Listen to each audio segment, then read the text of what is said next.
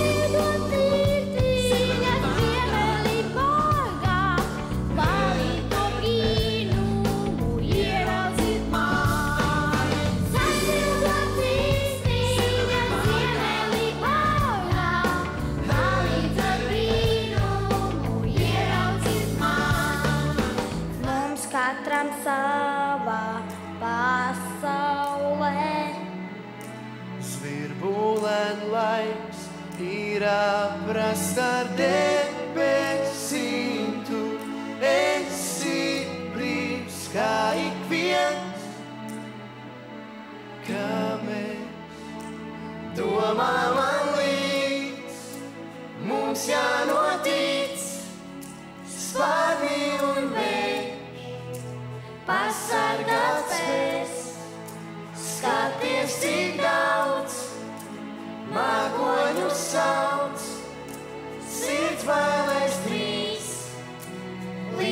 dotie līdz.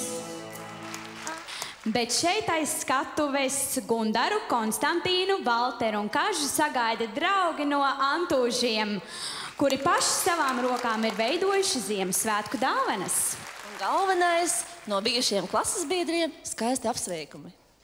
Un kam jūs tos vēlties dāvināt? Protams, Konstantīna. Guntaram, Valteram, Kažam. jūs esat mallači. Un sveicu jūs šajos svētkos. Mēs jūs mīlam un jūs mums ļoti pietrūkstat. Nu tad saņemiet dāvaniņas.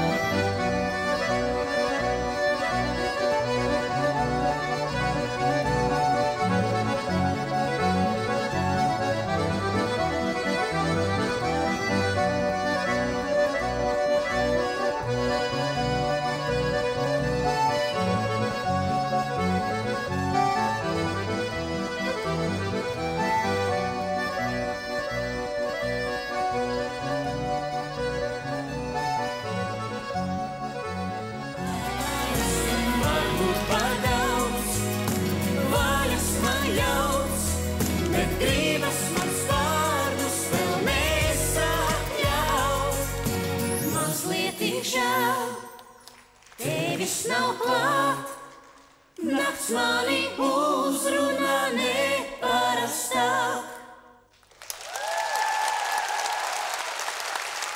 Līga Aleksejeva un Mārtiņš Freimanis. Savu nakts sapni viņi ir izsapņojuši, bet tur aiz skatuves viņus gaida mums jau labi zināmā sapņainā Marta un dāvanas. Mārtiņ!